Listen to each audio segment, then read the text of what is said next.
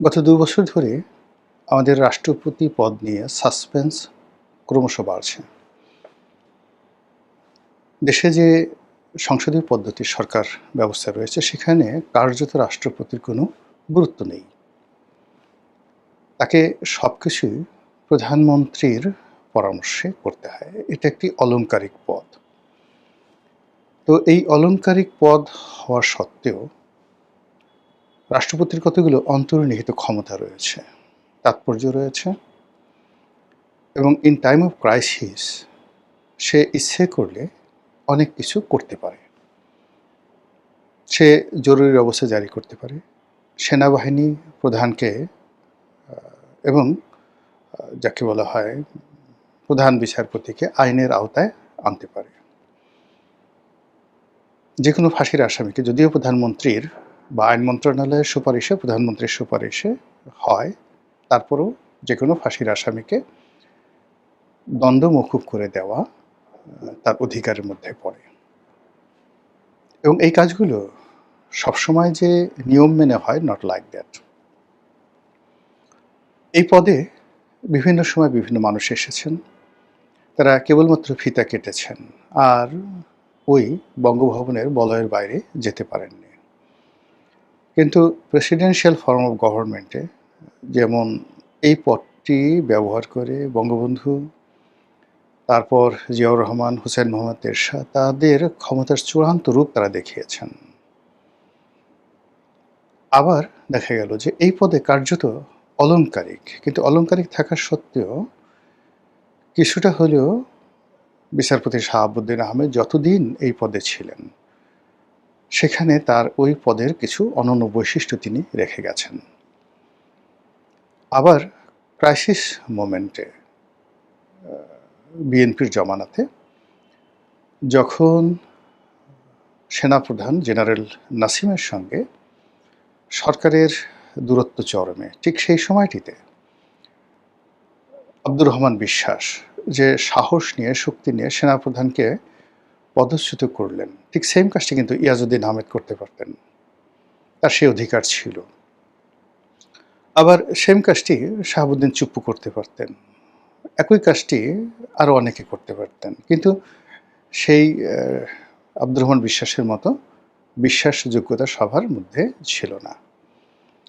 আবার ধরুন তত্ত্বাবধায়ক সরকারের প্রধান রূপে যারা আসছেন, এই প্রধান ব্যক্তিরূপে অনেকে অনেক কাজ করে গেছেন, কিন্তু বিচারপতি হাবিবুর রহমান যে সাহস দেখিয়েছেন, শক্তি দেখিয়েছেন, এটি বাংলাদেশের ইতিহাসে অনন্য। এবং আমরা যতদিন এই বাংলাদেশে গণতান্ত্রিক বিধি ব্যবস্থায় নির্বাচনী ব্যবস্থার কথা স্মরণ করব, ঠিক ততদিন বিচারপতি হাবিবুর রহমানের কথা আমরা শ্রদ্ধা ভরে স্মরণ করব। ইট মিনস প্রধানমন্ত্রী হন, তত্ত্বাবধায়ক সরকারের প্রধান হন, সংসদের বিরোধী দলীয় নেতা হন, কিংবা একজন সিম্পল সাধারণ এমপি হন, ডাজ নট ম্যাটার। আপনার যদি দক্ষতা থাকে, যোগ্যতা থাকে, তাহলে এই পদগুলো, মানে এই সকল পদগুলো ন্যাশনাল পদ, মানে জাতীয় পদ। আপনি একজন মেম্বার অফ পার্লামেন্ট হলেন, a single member of parliament, তিনি ওই পার্লামেন্টে বসে এমন কিছু কাজ করতে পারেন তার এলাকার জন্য, জাতির জন্য, এমন কথা বলতে পারেন যেটি ইতিহাস হয়ে থাকে। অন্যান্য পদগুলোর কথা বললাম, মন্ত্রী ক্ষেত্রে প্রযোজ্য, সংসদ নেতার ক্ষেত্রে প্রযোজ্য, স্পিকারের ক্ষেত্রে প্রযোজ্য। এখনও স্পিকার বলতে আমরা যেভাবে হুমায়ুন রশিদ চৌধুরীকে বুঝি, স্পিকার বলতে যেভাবে শামসুল হুদা চৌধুরীকে বুঝি এরশাদের জমানাতে এবং শেখ হাসিনার জমানাতে, ইসে অনন্য একটা প্রাণবন্ত সংসদ তারা উপহার দিয়ে গেছেন জাতিকে। আবার সংসদ নেতা বলতে সংসদকে জমিয়ে রাখার ক্ষেত্রে মুসলিম লীগ বলেন, আর প্রেসিডেন্সিয়াল ফর্মের আন্ডারে সংসদ বলেন, যাই বলেন, শাহ আজিজুর রহমানের মতো এত চৌকসভাবে বাংলাদেশে অন্য কোনো নেতা সংসদ পরিচালনা করতে পারেননি। তো এই কারণে কি হলো যে এখন ঘুরে ফিরে এই রাষ্ট্রপতির পদটি বারবার আলোচনায় আসছে। আলোচনায় আসছে এই কারণে যে শেখ হাসিনা যে বিশ্বাস এবং ভরসা করে জনাব শাহাবুদ্দিন চুপ্পুকে ওই পদে বসিয়েছিলেন, এটা শেখ হাসিনার জমানাতেই তার সঙ্গে তার একটা দূরত্ব তৈরি হয়ে গিয়েছিল। ফলে সেই বিশ্বাস এবং ভরসা সাহাবউদ্দিন চুপ্পুর কাছ থেকে তিনি পাননি। আর তাদের মধ্যে এমন একটা দূরত্ব, প্রথম দিকে তো ভালোবাসা এমন পর্যায়ে ছিল যেটা আনবিলিভেবল। আর শেষের দিকে মানে শেখ হাসিনা যখন চলে গেলেন তার আগে সম্ভবত তাদের মধ্যে কথাবার্তা, মুখ দেখাদেখিও বন্ধ ছিল। তো এই গত ২ বছরে সেই রাষ্ট্রপতির হাত দিয়েই এমন সব কাজকর্ম হয়েছে, যেমন শেখ হাসিনার পদত্যাগপত্র নেই। তো কোনো পদত্যাগপত্র নেই যে রাষ্ট্রপতি বলেছেন, আবার সেই রাষ্ট্রপতি বলেছেন যে শেখ হাসিনা পদত্যাগ করেছেন। তারপর শেখ হাসিনা পদত্যাগ করেছেন, পদত্যাগপত্র তার হাতে আছে। তারপরও তিনি সেইগুলোকে মূল ডকুমেন্ট এভিডেন্স রেখে বাকি কাজগুলো করে নিয়েছেন। ফলে সেই শেখ হাসিনার পদত্যাগ থেকে আজ পর্যন্ত সব কিছু, আজকের এই নির্বাচন, সংসদ সব কিছু মানে একটা প্রশ্নের মধ্যে, একটা ব্র্যাকেটের মধ্যে আছে। তো এক্ষেত্রে রাষ্ট্রপতি, রাষ্ট্রে যারা কর্মকর্তা সবাই যদি ঠিক একটা, যাকে বলে ওই ধরনের একটা মেধা নিয়ে, মননশীলতা নিয়ে, সাহস নিয়ে, শক্তি নিয়ে পরিস্থিতি মোকাবেলার চেষ্টা করতেন, তাহলে আজকে যে সমস্যাগুলো তৈরি হয়েছে এবং এই সমস্যার প্রেক্ষিতে আগামী দিনগুলোতে অনেকের জন্য যেভাবে ফাঁসির দড়ি চোখের সামনে ঝুলছে, এরকম অনিশ্চয়তা তৈরি হতো না। এই কারণে কি হলো, এই যে এইবার যে রাষ্ট্রপতির পদত্যাগ এবং সে পদে নতুন কাউকে দেওয়ার ক্ষেত্রে বিএনপিকে খুবই সতর্কতা অবলম্বন করতে হচ্ছে। চুপ্পু সাহেবের বিদায় এবং এর প্রেক্ষিতে সবার আগে যে নামটি এসেছিল সেটা হলো ডক্টর মোহাম্মদ ইউনূস। এখন সরকারের ভাবসাব দেখে মনে হচ্ছে তারা ইউনূসের যে রাষ্ট্রপতি পদের সম্ভাব্যতা এটা একেবারে 0%। সরকারের যারা কর্তা ব্যক্তি তারা ইতিমধ্যেই ডক্টর মোহাম্মদ ইউনূসের সঙ্গে তাদের যে একটা বিরোধ ছিল, ডক্টর মোহাম্মদ ইউনূস যে তাদের সঙ্গে কৌশল করেছেন, আর তার জবাবে ডক্টর মোহাম্মদ ইউনূসকেও তারা একটা কৌশলের মধ্যে ফেলেছেন, এটা স্পষ্ট হয়ে গেছে। সরকারি দলের নেতারা বলার চেষ্টা করছেন যে ডক্টর মোহাম্মদ ইউনূস ইলেকশন দিতে চায়নি, নির্বাচনে বিএনপিকে ধোঁকা দিতে চেয়েছিল, তার ইচ্ছা ছিল এনসিপি জামাতকে ক্ষমতায় আনা এবং ক্ষমতাকে প্রলম্বিত করা। কাজেই সেই জায়গাতে ডক্টর মোহাম্মদ ইউনূসকে ছলে বলে কৌশলে বিএনপি বাধ্য করেছে। কাজেই তার সঙ্গে তাদের কোনো কমিটমেন্ট নেই। একই সঙ্গে রাজনীতিতে এনসিপির সঙ্গে জামাতের সঙ্গে যে সকল সমঝোতা হয়েছে, কথাবার্তা হয়েছে, এটাকে বিএনপি এখন চাণক্য নীতি হিসেবে প্রচার করছে। আর ওদিকে ডক্টর মোহাম্মদ ইউনূস, তারপর জামাত, এনসিপি তারা প্রাণান্ত চেষ্টা করছে তাদের সঙ্গে যে সমঝোতাগুলো হয়েছে সেইগুলোর ব্যাপারে সরকারকে চাপ দেওয়ার জন্য, এবং সেই চাপের প্রেক্ষিতে 2026 সনের জুলাই মাস শেষ হতে চললো এবং এই সময়টাতে সারা বাংলাদেশে রীতিমতো একটার পর একটা অঘটন ঘটে চলেছে।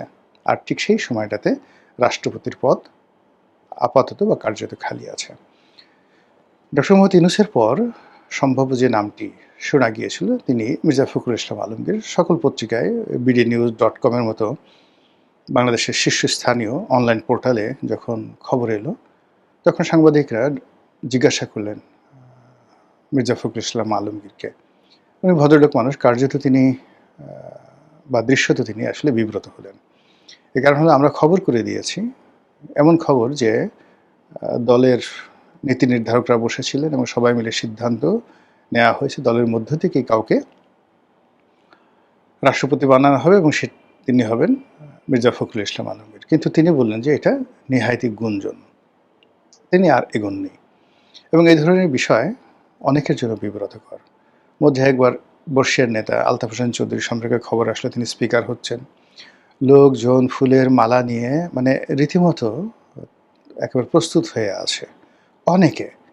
আমার সাথে ওনার সাথে খুব ভালো খাতির, আমিও চিন্তা করলাম যে ওনাকে একটা টেলিফোন করে কংগ্রাচুলেশন জানাই। তো যাই হোক, পরে আর কিছু হলো না, উনি নিজে টেলিফোন করলেন। আমি বললাম যে স্যার আপনি ফোন করেছেন, আমি তো লজ্জায় ফোন করিনি, বিকজ আপনার তো হলো না। আমার ধারণা ছিল আপনি হবেন, হওয়ার পরে আমি একসাথে ফুলের মালা নিয়ে আপনার ওখানে যাব, মিষ্টি সিষ্টি নিয়ে যাব, ইত্যাদি ইত্যাদি। তো যাই হোক, উনিও খুব রসিক মানুষ, উনিও বললেন হ্যাঁ রনি, আমি তোমার অফিসে বা বাসায় যাব এবং কনুই দিয়ে তোমার ঘরের কলিং বেল টিপব। আমি তো অবাক হয়ে গেলাম, কনুই কেন? তো বলে আরে বুঝো না, আমি ২ হাতে মিষ্টি নিয়ে যাব। ২ হাতে মিষ্টি নিয়ে যাব। তো যার জন্য সেই মিষ্টি থাকা অবস্থায় তো আমি সেই কলিং বেল টিপতে পারব না। এইজন্য কনই দিয়ে কলিং বেল টিপব। দুজনে হাসাহাসি করলাম, আরও অনেক কথাবার্তা বললাম। তো এইরকম জনাব মির্জা ফখরুল ইসলাম আলমগীরের ক্ষেত্রে প্রযোজ্য যে তাকে নিয়ে যে ধরনের প্রচার হচ্ছে, প্রোপাগান্ডা হচ্ছে, আলোচনা হচ্ছে, যদি এটি শেষ অবধি না হয় তাহলে এই ভদ্রলোক জীবন সায়াহ্নে এসে এক ধরনের বিরূপ পরিস্থিতিতে পড়বেন। এজন্য তিনি বলছেন এটা নেহায়েত গুঞ্জন। অন্যদিকে যেটা হলো যে তাহলে কে হবেন? মানুষ তার স্বাভাবিকভাবে যেটা কল্পনা করে মির্জা ফখরুল ইসলাম আলমগীর, অধ্যাপক ডক্টর খন্দকার মোশাররফ সাহেব, মঈন খান, নজরুল ইসলাম খান, ওনাদের নাম সঙ্গতির কারণে সিনিয়র হিসেবে চলে আসে। কিন্তু ইতিমধ্যে দলের যারা সিদ্ধান্ত গ্রহণ করেন এবং এই মুহূর্তে সরকারে যারা খুবই কর্তৃত্ববাদী, তারা সবাই তারেক রহমান সাহেবের সমবয়সী অথবা তার চেয়ে বয়সে ছোট, কিন্তু তার সঙ্গে অসাধারণ সুসম্পর্ক স্থাপন করেছেন তারা বিগত দিনগুলোতে। অনেকে বাংলাদেশে ছিলেন, অনেকে তার সঙ্গে লন্ডনে ছিলেন। এই যে তাকে কেন্দ্র করে তার যে কিচেন ক্যাবিনেট এবং কিচেন ক্যাবিনেটের সঙ্গে সঙ্গে কিচেন ক্যাবিনেট ঢুকতে পারেন না, কিন্তু ক্যাবিনেটের বাইরে থাকেন এরকম অনেকে। তাদেরকে আপনি ধরে নিতে পারেন সরকারের তরুণ তুর্কি। এই যারা তরুণ তুর্কি তারা সবাই মনে মনে চাচ্ছেন, বাস্তবে চাচ্ছেন, নিজেরা কানাঘুষা করছেন, এমনকি হয়তো প্রধানমন্ত্রীকে পরামর্শ দিচ্ছেন বা চাপ দিচ্ছেন যে রাষ্ট্রপতি পদে তার সহধর্মিণী ডক্টর জুবাইদা রহমানকে নিয়োগ দেওয়া হোক। যুক্তি, আর যদি বেগম জিয়া জীবিত থাকতেন তাহলে তিনি রাষ্ট্রপতি হতেন, এতে কোনো রকম কেউ কোনো প্রশ্ন করত না। এবং এই ধরনের পরিবার কেন্দ্রিক যে রাষ্ট্র ব্যবস্থা, পরিবার কেন্দ্রিক প্রশাসনিক ব্যবস্থা, রাজনীতি আমাদের পাক ভারত উপমহাদেশে অহরহ। আমাদের যেই শ্রীলঙ্কাতে দেখা গেল চন্দ্রিকা কুমারাতুঙ্গা তিনি প্রেসিডেন্ট হলেন, তার মা শ্রীমাভু বন্দরনায়েকে তাকে প্রধানমন্ত্রী করা হলো। তো এই হলো শ্রীলঙ্কাতে। তো সেক্ষেত্রে বাংলাদেশে খালেদা জিয়া রাষ্ট্রপতি এবং যাকে বলা হয় তারেক রহমান সাহেব প্রধানমন্ত্রী, এটা যদি তাদের একেবারে ডিকশনারির প্রথম পৃষ্ঠাতে থাকে তাহলে দ্বিতীয় পৃষ্ঠাতে তারেক রহমান সাহেব প্রধানমন্ত্রী আর জুবাইদা রহমান তিনি যদি রাষ্ট্রপতি হন তাহলে অসুবিধা কি? বরং এটার একটা আলাদা সৌন্দর্য ফুটে উঠবে। জুবাইদা রহমান এমনি তার মধ্যে সবাই বেগম জিয়ার রূপ দেখেন, তার হাঁটা চলা, তার মৃদুভাষ্য, তার চেহারা সুরত, অভিব্যক্তি সব মিলিয়ে তার মধ্যে সবাই বেগম জিয়ার ছায়া দেখেন। অধিকাংশ তার যে বংশমর্যাদা, গুণাবলী, শিক্ষা দীক্ষা সব মিলিয়ে বঙ্গভবনে যদি তার অভিষেক হয় তাহলে বঙ্গভবনের সৌন্দর্য বাড়বে, বই কমবে না। অতীতে যারা সম্মানিত রাষ্ট্রপতি ছিলেন, তো সেক্ষেত্রে তাদের যদি আপনি হায়েস্ট গ্রেডের লেখাপড়া সেই আবু সাইদ চৌধুরীর মতো মানুষ, জাস্টিস সায়েমের মতো মানুষ, আপনি তাদেরকে যদি দেখেন, সেক্ষেত্রে জিল্লুর রহমান সাহেবের মতো মানুষ, তো সেক্ষেত্রে আসলে জুবাইদা রহমান এখন একেবারে পরিপূর্ণ বয়স্ক একজন সম্ভ্রান্ত মহিলা। এক্ষেত্রে বাংলাদেশে প্রথম নজিরবিহীনভাবে একজন মহিলা প্রধানমন্ত্রী পাওয়া গেল, মুসলিম প্রধানমন্ত্রী পাওয়া গেল। এরপর একমাত্র রাজনৈতিক পরিবারের সদস্য যার সম্পর্কে এখন পর্যন্ত একটা ডট, একটা বিন্দু, কলঙ্কের একটা বিন্দু, তার যারা ঘোরতর শত্রু, বিএনপির যারা ঘোরতর শত্রু, তারাও জুবাইদা রহমান সম্পর্কে একটা ডট এখন পর্যন্ত দিতে পারেননি। তো এখানে যদি তাকে রাষ্ট্রপতি পদে মনোনয়ন দেওয়া হয়, শুধু একটাই সমস্যা হবে, শুধু একটাই সমস্যা, সেটা হলো জুবাইদা রহমান বঙ্গভবনে অফিস করবেন, কিন্তু তাকে রাত্রি যাপন করতে হবে এসে তার স্বামীর বাড়িতে, অথবা জুবাইদুর রহমান বঙ্গভবন অফিস করবেন, প্রধানমন্ত্রীকে থাকতে হবে তার স্ত্রীর বাসভবনে। এটা একটা বিষয়। আর এখন যেভাবে রাষ্ট্রপতি, মানে এখন যেভাবে প্রধানমন্ত্রী ফ্রি স্টাইলে তার স্ত্রীকে নিয়ে গাড়িতে যাচ্ছেন, হেলিকপ্টারে যাচ্ছেন, ব্যাকপ্যাকে করে যাচ্ছেন, রাষ্ট্রীয় প্রোটোকলে তখন ওটা হবে না। এবং নিজের স্ত্রীকে তখন তাকে মহামান্য বলে সম্বোধন করতে হবে। স্ত্রীর সঙ্গে বিদেশ থেকে এসে দেখা করতে যেতে হবে ফরমাল। স্ত্রীর সামনে ক্রস লেগ করে পায়ের উপর পা তুলে বসা যাবে না, তাকে ভদ্রভাবে বসতে হবে। এই বিষয়গুলো মানে একটা অসাধারণ দৃশ্য তৈরি হবে, অসাধারণ দৃশ্য তৈরি হবে। এবং এখন এমনি জনাব তারেক রহমান সাহেব তার স্ত্রীর প্রতি যে প্রেম ভালোবাসা দেখাচ্ছেন, এটি নিয়ে বাংলাদেশে রীতিমতো নতুন লাইলি মজনুর গল্প তৈরি হচ্ছে। অনেক নারী বলছে তার স্বামীদেরকে, দেখো দেখো দেখো ভদ্রতা কাকে বলে, জিয়া পরিবার থেকে শিখো, তারেক রহমান সাহেব থেকে শিখো।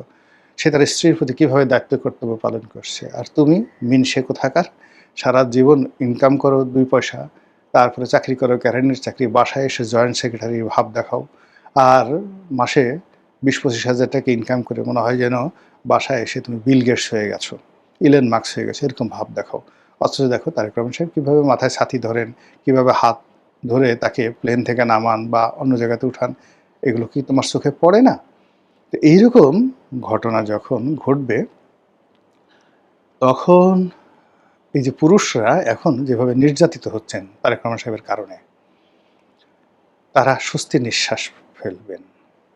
যখন জুবাইদা রহমান রাষ্ট্রপতি হবে, তখন এই পুরুষ জাতির তাদের স্ত্রীদেরকে বলতে পারবে, যাও যাও যাও, ওনার মতন করে একটা পিএইচডি ডিগ্রি নিয়ে আসো, এনে তারপরে এইভাবে রাষ্ট্রপতি হও।